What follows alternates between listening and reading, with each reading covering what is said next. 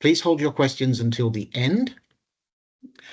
If you have questions which are of a general nature, then you're welcome to share them with all of us.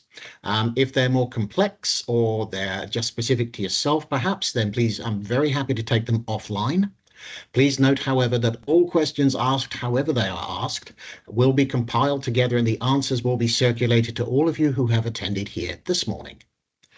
Secondly, we are pretty much there. Just to let you know that the briefing deck that you're going to see will be circulated afterwards to all attendees. So I note that there are just a couple of people who've come on board. Please note this briefing is being recorded. The briefing deck will be made available to everybody who is attending this morning, so don't feel that you have to rush out and make any notes if you were going to. Secondly, just the shape of the deck. There are quite a lot of slides. The reason for that is quite practical. It's to give you a bit of background. It's also so that we're aware that we've got a broad brush of people, some of whom are familiar with us, some of whom are not, and that also you may be taking this elsewhere in your organization for a conversation. So we built the deck around that basis, on that basis. Okay, so we're at 10:02. I think we've got everybody. Do pardon me. I'm just going to repeat it one more time. This briefing is being recorded. Please be aware of that. So again, my name up on the slides there is Matthew Denner. I'm the procurement specialist and I'll be the tender manager for the upcoming tender for the library collections contract.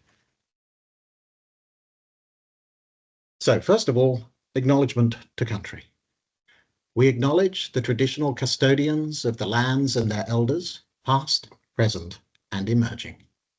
In doing so, we acknowledge that Aboriginal and Torres Strait Islander people have a deep cultural, spiritual, and historical connection to country.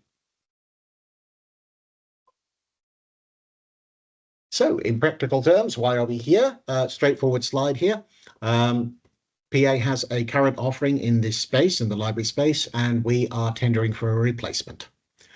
We've got a particular overview, so a contract summary, the tender and feedback. And so what are we looking from you? Well, views from industry on the specification. Clearly, we'd like you to participate if you wish to, and if it is appropriate for you to do so. And if you don't, then obviously please let us know. But also obviously a note down there, please keep in mind about the details and what's available and how that will work. Please note, I put it up there in big letters, all information supplied in this briefing is indicative and subject to change. Please be aware of that. So the agenda has an awful lot of bullets on it. Do not worry, we will be buzzing through. Principally overview, then contract overview, a bit about the tender, in fact, rather a lot about the tender, quite a bit more than usual, perhaps, on how to work under the contract, and then a few wrap-up points there.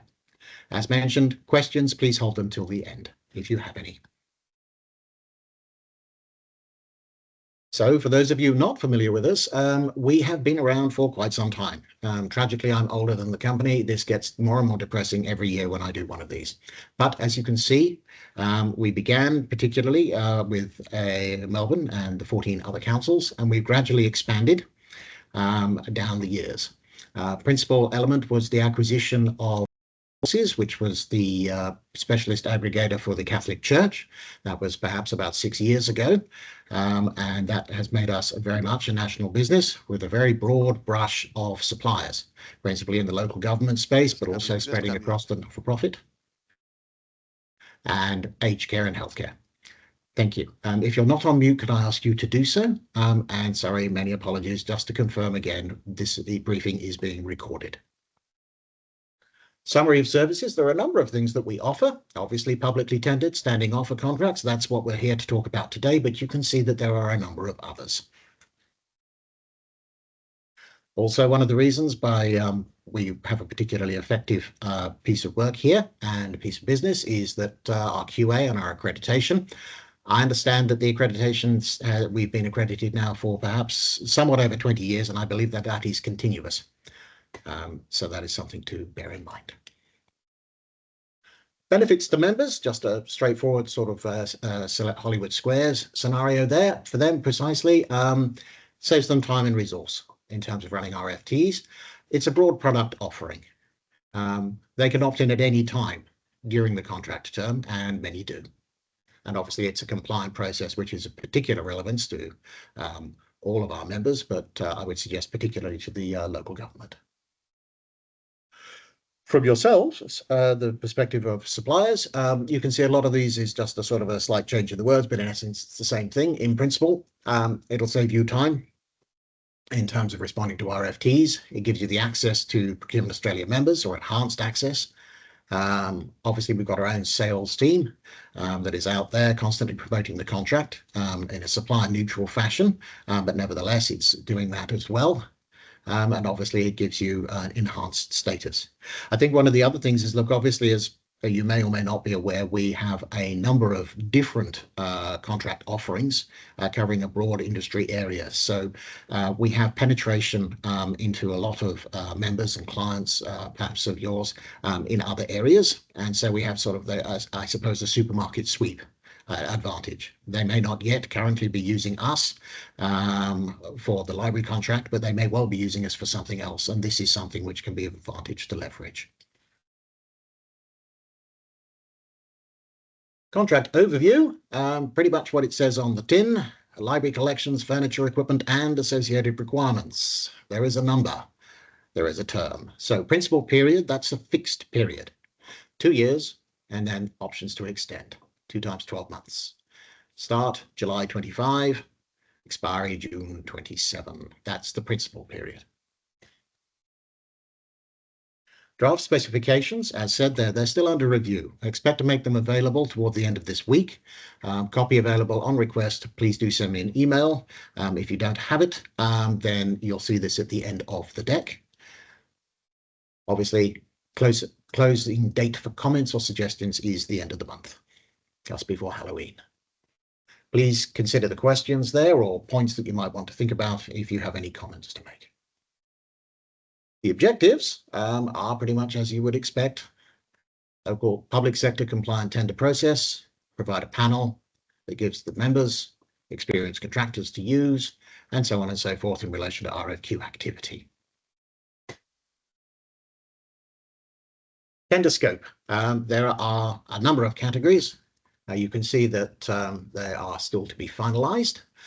CULD is the term that we're using at the moment. That's cultural and linguistic diversity. So within that sits LOTE, and obviously other such things, perhaps as Braille products and other things. And then it goes on to a second page. What follows now is a quick overview of each of those. You'll see a lot of the same text. You'll be ecstatic to know I'm not going to read everything. I'll just pick out perhaps the odd point here or there. So obviously this one, printed materials, supply and delivery, range of English printed. Wide range, members will have their own requirements. Then looking again from the perspective of CULD, so the LOTE and Braille and so on and so forth. Similar there.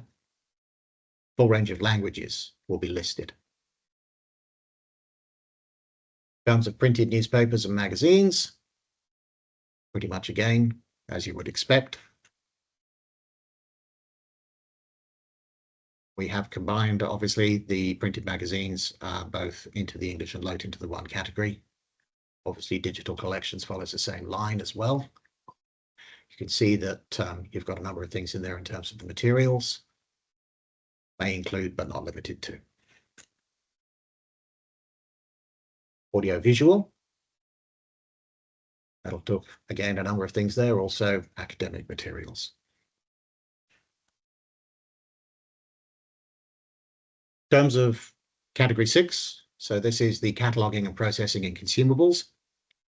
Again, pretty much as you saw in the advertisement, 6A, 6B, 6C, we've combined it together here to get it onto the one slide so that the deck doesn't turn into a complete Frankenstein's monster. But in essence, there you are. Associated support services as a general category for and other services. And you can see members requesting quotations at time of need.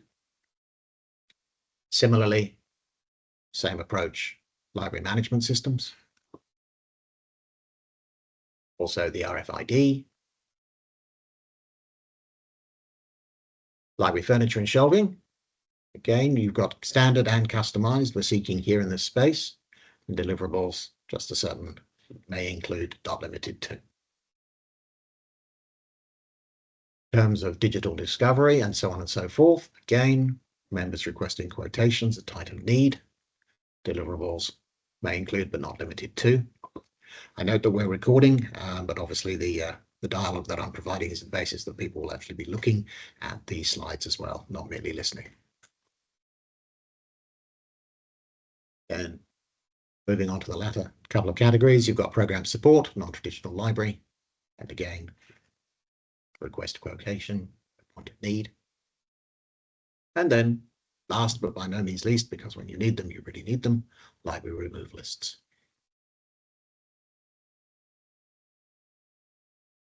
So evaluation and award. And again, as I mentioned right at the outset, please note that all information provided in this briefing is indicative, subject to change. Okay, particularly so with the criteria here. Noting here, suppliers can tender for any one category or a combination. So depending on the flavor and what's relevant to you, please note that. Tender structure. For those of you who haven't met it before, the tender documents come to you in a number of sections. At this stage, probably I'd just like to pick out, oddly enough, Part C and Part D. As part of our tender response, and this, for those of you who are not familiar with it, it may be a bit different for you. Please note that if you have any contract departures or non-compliances, that is something that, as it's relevant, it's something that we deal with during the evaluation period. It's not something that happens subsequent to award. So please just be aware of that. There is a returnable schedule that speaks to it.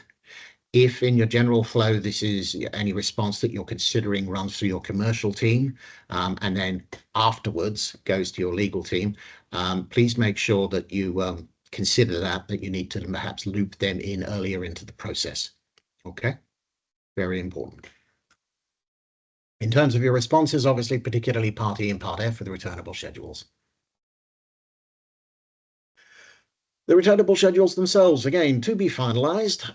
The bad news is there are 16 of them. The good news is that 2 of them, at least, does simply require somebody who's authorized to sign a piece of paper.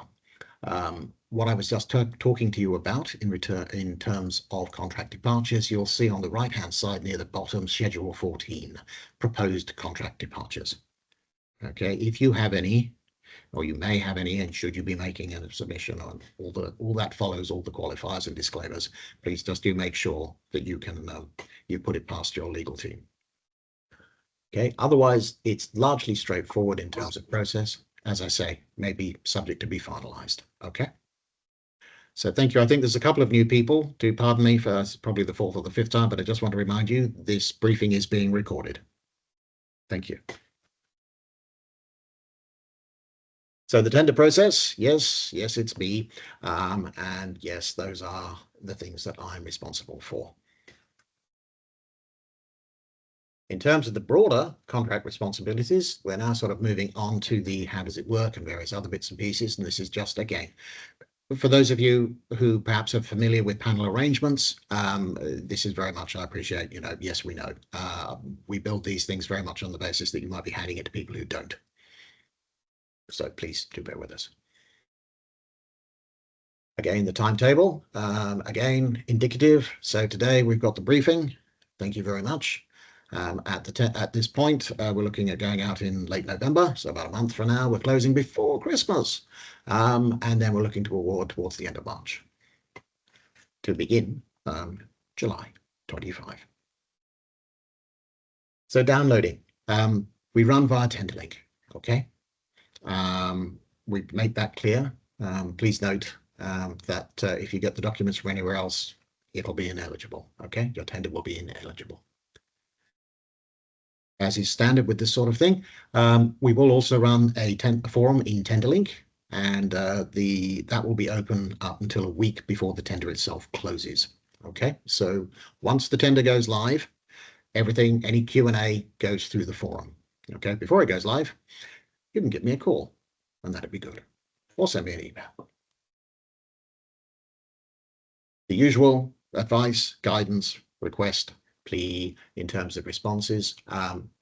This talks to you about what you've got to submit and in what format and how. Okay, again, please do bear this in mind. A little bit more about the end process. So we produce a tender evaluation report for our members.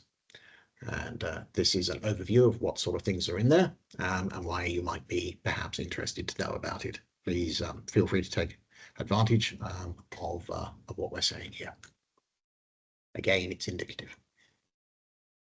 Then also, this is what our members will use broadly at this point, Procurement Gateway. Used to be called the Contract Lookup System because in many respects that is still what it is, but it does many other things now as well. So this is where our members will go particularly to run their RFQs and obviously to opt in as well. We'll talk about that opt-in bit in a little while. So in terms of the operation of the panel, in principle, presupposing it is awarded, members will opt in via the gateway, and you can see there's a general flow chart there. The opt-in is just an online pro forma that goes from the member to the supplier that they wish to engage, and PA gets a notification, but we're a CC. So that has the great advantage that the money is telling the person who's going to take the money and provide a product or service and saying, yes, you, us, and you. It's very clear, it's very clean. We also provide for our members a weighted assessment tool. Now this sits on Procurement Gateway, and in essence you can see there's just a description there. Basically it's to do with the criteria that's used during the evaluation, but it allows the members to make modifications to that. Okay, so just another piece of functionality for them. In terms of the income model, this is a relatively standard position for those of us who run this sort of, or have this sort of product and run this sort of process. So it is it's a rebate, which we should put in there, rebate arrangement, but the arrangements for the contract will be confirmed at time of tender. Another flow chart, wonderful thing. I didn't put it together. I'm not very good at these things, but whoever did, I think, has made it reasonably clear about how things work. So before all this, there is a tender, there is an evaluation, and in principle, there is an award. So PA, we sign the contract with the supplier, an awarded supplier. A member then opts in by using the gateway pro forma email. They raise purchase orders and so on and so forth. And then there is the requirement for you to report your sales to Procurement Australia, where we then invoice you based on the rebate and you pay it. Tender hints, all pretty much straightforward in terms of please do answer the questions. Let me put it this way. I note that many of you respond to a lot of these sorts of documents over the year, RFQs and RFTs. I'm very mindful of this. I've been doing this particular job for some years now. I try very hard to only ask you what we need to ask you and how we need to ask it. Please do try and respond as far as you can. Thank you. So what's next? As mentioned earlier on, the draft specifications, I'll look to have those available toward the end of this week or at the end of this week. We'll welcome any industry feedback from the 30th of October. Please email me for a copy. You can see my details at the bottom of this particular slide. At this stage, we're looking for the RFT to be available from Tenderlink on the 20th of November. You will need to register. Okay. I also have a phone number, and if you call it, I will pick up. At this point, I'll ask if there are any particular questions, but we've clocked off at just over 20 past 10. What I'd also say is if you've got general questions, you're welcome to ask them here and I'll take them on. And if I can respond, I will. Otherwise, I'll take them offline. If you have anything that's more specific to yourself or perhaps a more complex question, that's fine as well.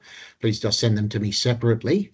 What I will do is, after I've allowed a couple of days for this, is I'll compile any questions and any responses, and I'll circulate them to everyone who's attended today. At this stage, I think that probably concludes what I have to say. Does anybody have anything they wish to ask?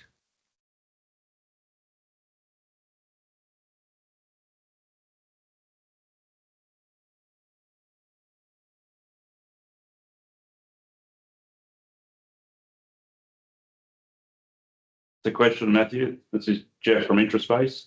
Which hello states is this covering? This is a national tender, Jeff. Yep, thanks. Okay. Thank you very much.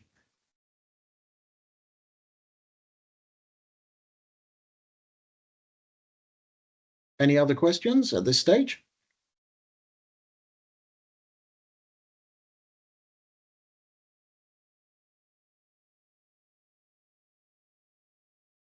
Okay, well, thank you very much, everybody. Thank you very much for your time. As I say, my colleagues in the marketing team will be sending around the standard. Thank you very much for attending. This briefing deck will go with that.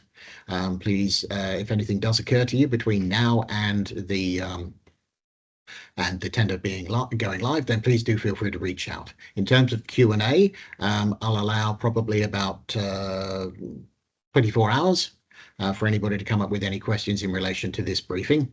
And what I'll do is I'll then compile our responses and the questions, and I'll send them around to everyone. Okay? Good, eh? Lovely. Well, thank you very much, everybody. Do have yourselves a good morning.